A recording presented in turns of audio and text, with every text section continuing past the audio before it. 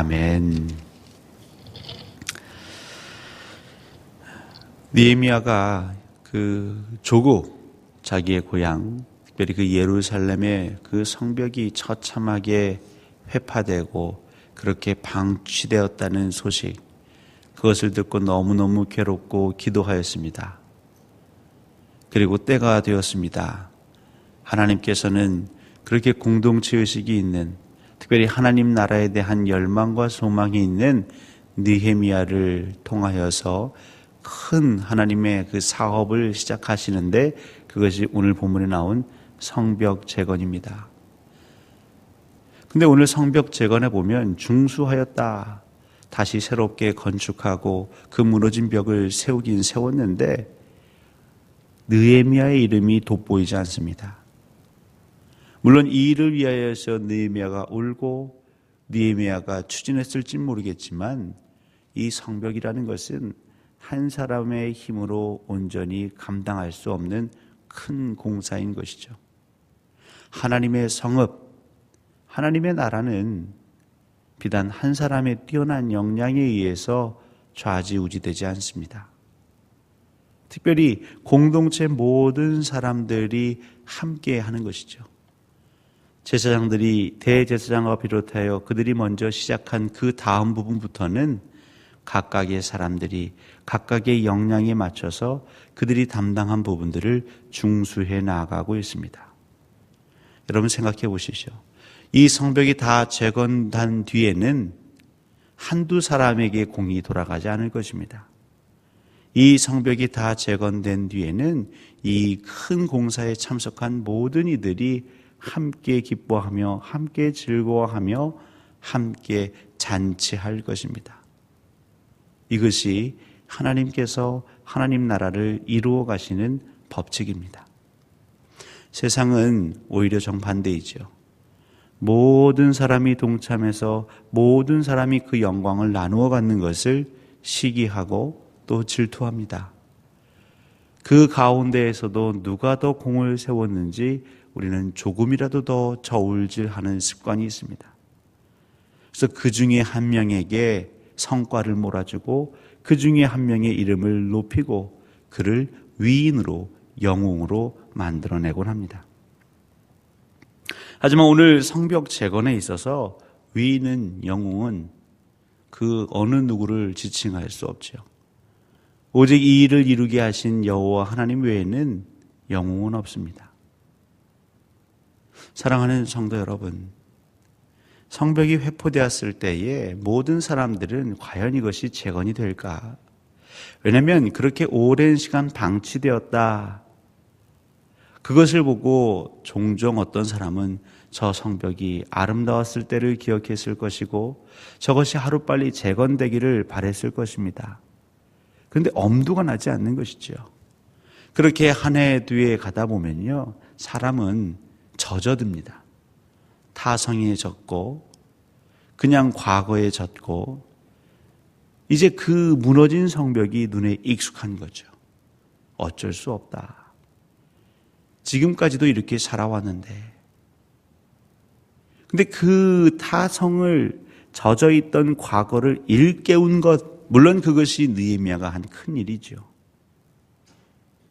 근데 그 일깨움에 그들이 다시금 돌아와서 성벽을 재건하고 중수하는 이 귀한 족속들, 이들의 이름이, 이들의 자손의 이름이 지금 수천 년에 걸쳐서 기록되고 있습니다. 그리고 그들의 영광이 끊임없이 높여지고 있습니다. 우리 주변에 무너져 있는 것이 참으로 많습니다. 셀라 그러면 그걸 하루 종일 세고 그 원인이 어딘지 따져도 이틀, 사흘 밤이 부족할 것입니다. 문제는 그렇게 무너져 있는 것을 늘 보고 지내다 보면 우리 마음도 무뎌지겠죠. 어쩔 수 없어. 이렇게 가는 거지 뭐. 또한 나 혼자 이 문제에 대해서, 이 무너진 부분에 대해서 마음을 모은다 한들 되겠나. 근데 여러분 기억하십시오. 사실 우리가 표현하지 않아서 그렇지 혼자가 아니었습니다. 아무리 느헤미야가 어떠한 말을 했다고 해서 이렇게 많은 사람들이 동원되겠습니까? 사실 그동안은 감춰져 있었던 사람들이죠. 각각의 자기 자리에서 답답하고 안타깝고 괴로운 마음들이 있긴 있었지만 사실 구심점이 없었던 것입니다. 그런데 하나님께서는 하나님의 때에 하나님의 사람 느헤미야를 보내셔서 그 구심점 촉매제 역할을 하게 하셨죠. 근데 이것이 우리가 흔히 어떤 사업을 진행할 때에 자 30일 뒤에 60일 뒤가 D-Day입니다. 그날이 공사 시작입니다. 그리고 그 전까지 우리가 이렇게 준비해야겠습니다라는 계획하에 이루어졌다면 얼마나 좋겠습니까마는 하나님의 일은 그렇게 시작되지도 않고 그렇게 준비되지도 않습니다.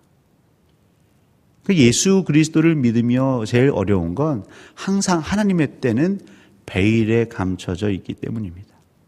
예수 그리스도께서 이 땅에 오시는 날뿐만 아니라 힘들었던 자들, 마음이 상심했던 자들, 예수 그리스도로부터 멀리 떠났던 자들, 또 그의 가정과 기업과 또 교회가 하나님에 의해서 쓰임받게 되는 그 시점, 그 분기점, 이 분기점은 우리 사람이 알 수 없다는 데 있죠. 그것이 답답하고 그것이 너무 지루하게 느껴질 때에 바로 그 순간이 우리에게는 제일 어려운 때입니다.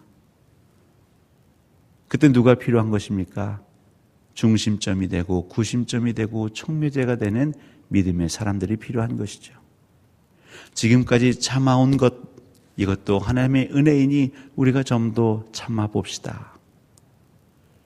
그렇게 이 3장에 나온 수많은 사람들의 그 마음이 여전히 하나님의 성읍의 재건에 머물러 있었던 것이죠.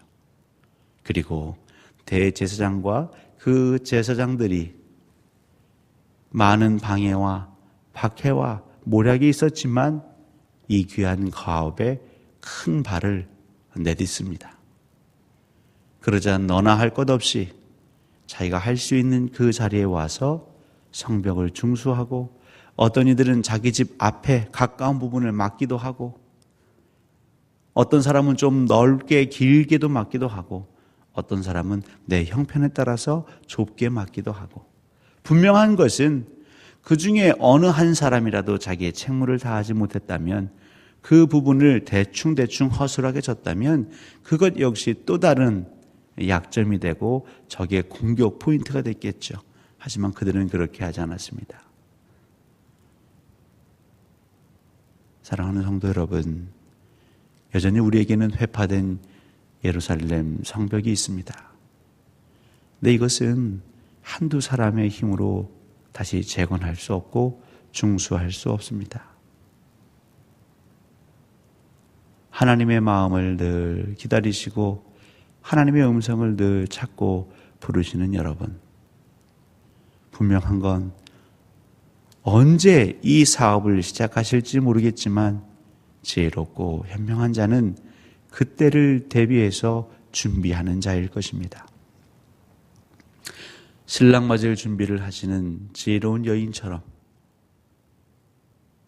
그 등불에 기름을 미리미리 담아놓는 여인처럼 무너진 성벽을 중수하기 위해서 그들이 미리미리 준비하였을 것입니다. 재료가 어디 있는지 보아두었을 것이고, 여러분 일하려면 그 무거운 돌, 무거운 흙, 나무를 지고 나르려면 아마 건강도 준비했을 것입니다. 마음은 있어도 체력이 없으면, 힘이 없으면, 근력이 없으면 싸울 수 없겠죠. 또한 아무리 옛날 사람들이 일을 많이 했대지만 성벽 쌓는 것도 기술이 필요하겠죠. 토목 기술. 그들의 삶의 자리에서 그 토목 기술에 대한 관심도 그들은 늘 가지고 있었을 것입니다. 그래서 오늘 보면 아주 착착착 진행이 되죠. 여기에 나온 사람들이 다 그런 준비를 하고 있었다. 그리고 그들의 이름은 영원히 기록되고 기념되고 있습니다. 이건 하나의 예시문입니다. 오늘날도 우리에게는 무너져 있는 성벽이 있고 이것이 바로 우리 믿는 자들에게 놓여 있는 과업입니다.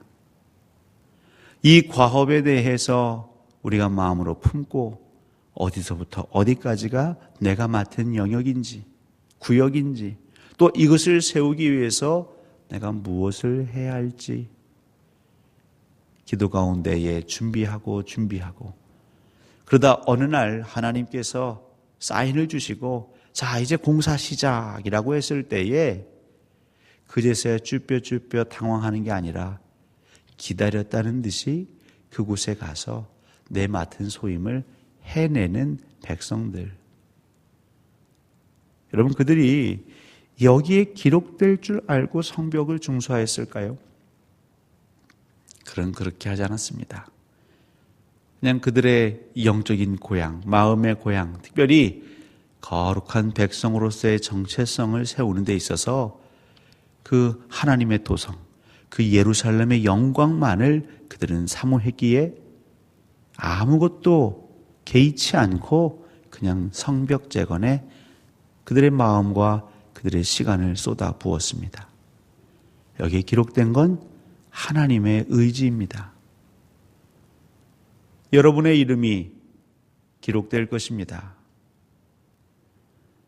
어찌 보면 우리가 이 땅에서 세상에서 열심히 사는 건 나의 흔적을 남기는 것이죠. 역사의 한 페이지에. 여러분 성경은 역사입니다. 하나님의 역사에 여러분의 이름이 남겨질 것입니다. 예루살렘 성벽, 그 어느 누구도 아니고 다 함께 이루어간 분명한 증거인 것이고 오늘도 이 교회는 한두 사람에 의해서 세워지지 않을 것입니다. 모든 사람들, 다양한 사람들, 그들에 의해서 빚어지고 그들에 의해서 다시 중수될 것입니다. 왜냐하면 그래야 어느 누구도 내가 더 잘났다 하지 않겠죠. 더 자랑하지 않겠죠. 그리고 궁극에는 어쩜 이렇게 우리가 생각하지도 못했는데 저희의 마음을 또 저 사람의 마음을 하나님 동하게 하셔서 이 일이 온전히 마무리될 수 있게 하셨나. 그리고 하나님께 영광을 올리며 그 성벽 재건의 역사는 마무리가 될 것입니다. 오늘 또 하나님은 여러분을 보내십니다. 단순히 교회뿐만 아니라 이 세상에 무너져 있는 그 성벽, 그 잔해가 있는 곳으로 여러분을 보내십니다. 우리는 이 땅에 하나님의 나라를 재건할 그 사명을 받고 보냄받은 자들입니다. 영의 눈을 들어서 어디가 무엇이 어떻게 왜 무너졌는지 그리고 하나님께 기도하며 하나님 어떻게 다시 이 무너진 하나님의 도성의 벽을 세울 수 있을지 저 혼자는 감히 감당이 되지 않는 이 어마어마한 과업을 도대체 저에게 보여주시는 이유가 무엇인지 여러분 그렇게 물으시며 한 걸음 한 걸음 걸어가실 때 어느새 여러분 곁엔 동역자가 있을 것이고 그들과 함께 손에 손을 잡고 한 겹줄은 끊어질지 모르겠지만 여러분 세 겹줄은 끊어지지 않을 것입니다.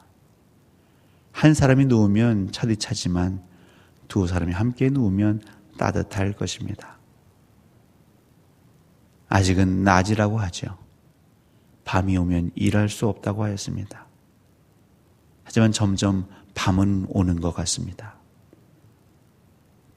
이 다가오는 밤 맞이하며 혼자가 아닌 그 하나님 나라에 대한 비전으로 함께 걸어가는 동역자가 여러분 곁에 차고 넘치시기를 주 예수 그리스도의 이름으로 간절히 축원합니다.